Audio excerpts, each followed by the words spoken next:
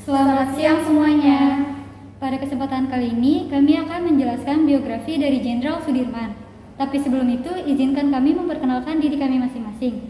Saya Viva Julanda Putri. Saya Margareta Wulan Putri. Saya Kenisa Hanafi. Dan selamat mendengarkan. Biografi Jenderal Sudirman singkat dimulai dari awal hidup dan pendidikannya. Sudirman lahir di Purbalingga, Jawa Tengah pada tanggal 24 Januari 1916. Ayahnya, Karsid Kartawiraji, merupakan seorang pekerja di pabrik gula Kalibagor, Banyumas, dan ibunya Siem merupakan keturunan Wedana Rembang. Sejak kecil, Sudirman diasuh oleh seorang camat bernama Raden Cokro Sunario. Sudirman tidak diberitahu bahwa Cokro Sunario bukanlah ayah kandungnya sampai ia berusia 18 tahun. Saat berusia 7 tahun, Sudirman terdaftar di sekolah pribumi Hollands Island School. Sudirman dipindahkan ke sekolah menengah milik taman siswa pada tahun ke-7 sekolah. Pada tahun ke-8, Sudirman pindah ke sekolah menengah Wirotomo setelah sekolah taman siswa ditutup oleh ordonansi sekolah liar karena diketahui tidak terdaftar. Ia kemudian melanjutkan pendidikannya ke HIK Sekolah Guru Muhammadiyah Solo, tetapi tidak sampai tamat. Selama menempuh pendidikan di sana, ia pun turut serta dalam kegiatan organisasi pramuka Hizbul Wathan. Pada 1936, Sudirman menikahi Alfiah, mantan teman sekolahnya dan putri seorang pengusaha batik kaya bernama Raden Sastrawatmojo. Setelah menikah, Sudirman tinggal di rumah mertuanya di Cilacap agar ia bisa menabung untuk membangun rumah sendiri. Sudirman dan Alfiah, pasangan ini kemudian dikaruniai 3 orang putra, yaitu Ahmad Tidarwono, Muhammad Teguh Bambang Cahyadi, dan Taufik Effendi, serta 4 orang putri, yaitu Didi Praptiastuti, Didi Sujiati, Didi Pujiati, dan Titi Wahjuti Satyaningrum. Selanjutnya yaitu masa mengajar. Pada 1936, Sudirman kembali ke Cilacap untuk mengajar di sebuah sekolah dasar Muhammadiyah.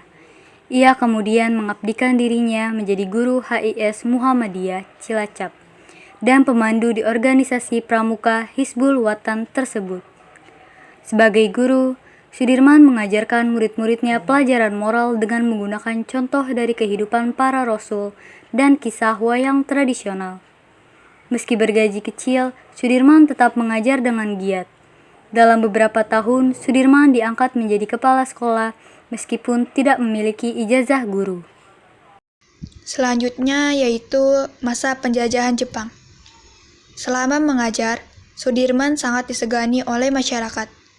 Pada zaman penjajahan Jepang, tepatnya tahun 1944, Sudirman bergabung dengan Tentara Pembela Tanah Air atau PETA di Bogor. Sehubungan dengan posisinya di masyarakat, Sudirman dijadikan sebagai komandan atau Daidanko dan dilatih bersama orang lain dengan pangkat yang sama. Pasca Indonesia merdeka dari penjajahan Jepang, ia berhasil merebut senjata pasukan Jepang di Banyumas. Kemudian beliau diangkat menjadi komandan batalion di Kroya setelah menyelesaikan pendidikannya. Selanjutnya yaitu pasca kemerdekaan dan jadi Panglima Besar. Setelah Indonesia mengikrarkan proklamasi pada tahun 1945, Jenderal Sudirman melarikan diri ke Jakarta untuk menemui Presiden Soekarno. Sang proklamator menugaskan Jenderal Sudirman untuk mengawasi proses penyerahan diri tentara Jepang di Banyumas yang dilakukannya setelah mendirikan divisi lokal Badan Keamanan Rakyat. Ia lalu menjadi Panglima Divisi V Banyumas sesudah TKR atau Tentara Keamanan Rakyat. Pada tanggal 12 November 1945, dalam pertemuan pertama TKR, Sudirman terpilih sebagai pemimpin TKR setelah melalui pemungutan suara buntu 2 tahap. Sambil menunggu pengangkatan, pada akhir November, Sudirman memerintahkan Divisi V untuk menyerang pasukan sekutu di Ambarawa.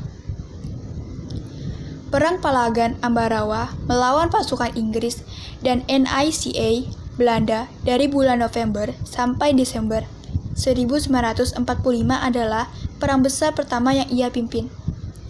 Karena ia berhasil memperoleh kemenangan pada pertempuran ini, Presiden Soekarno pun melantiknya sebagai jenderal. Pada tanggal 18 Desember 1945, Sudirman resmi diangkat menjadi Panglima Besar TKR setelah penarikan tentara Inggris lantaran diserang sejumlah pasukan yang diperintahkan. Selanjutnya, agresi militer 2 dan gerilya.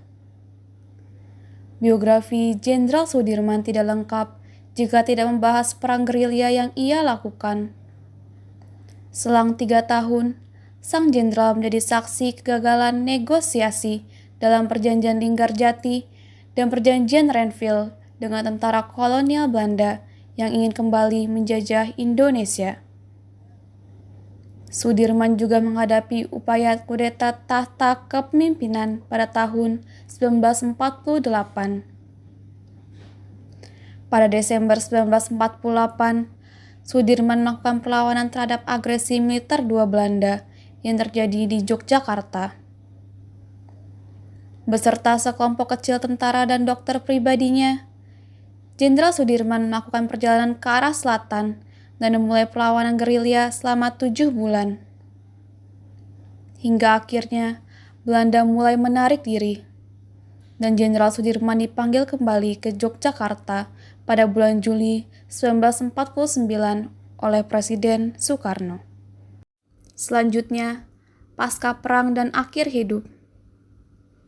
Pemberontakan di Madiun dan ketidakstabilan politik yang sedang berlangsung melemahkan kondisi kesehatan Sudirman.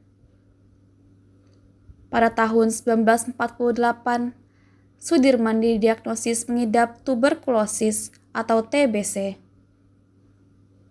Hingga pada November 1948, paru-paru kanannya dikempeskan lantaran ditengarai sudah mengalami infeksi. Sudirman terus berjuang melawan TBC dengan melakukan pemeriksaan di Panti Rapih, Yogyakarta. Lalu, ia dipindahkan ke sebuah rumah di Magelang pada Desember 1949. Pada saat yang bersamaan, pemerintah Indonesia dan Belanda mengadakan konferensi panjang selama beberapa bulan yang berakhir dengan pengakuan Belanda atas kedaulatan Indonesia pada 27 Desember 1949. Meskipun sedang sakit, Sudirman saat itu juga diangkat sebagai Panglima Besar TNI di negara baru bernama Republik Indonesia Serikat. Selang sebulan, tepatnya pada pukul 18.30, tanggal 29 Januari 1950, Jenderal Sudirman wafat di Magelang, Jawa Tengah.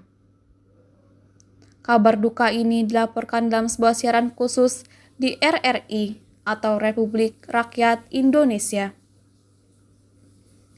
Jenazah Sudirman disemayamkan di Masjid Gede Kauman pada sore hari. Jenazah Sudirman kemudian dibawa ke Taman Makam Pahlawan Semaki dengan berjalan kaki. Sementara kerumunan pelayat sepanjang 2 km mengiringi di belakang. Sekian penjelasan dari biografi Jenderal Sudirman yang dapat kami sampaikan. Kurang lebihnya kami mohon maaf. Dan semoga video ini bisa bermanfaat untuk kita semua. Sekian dan terima kasih.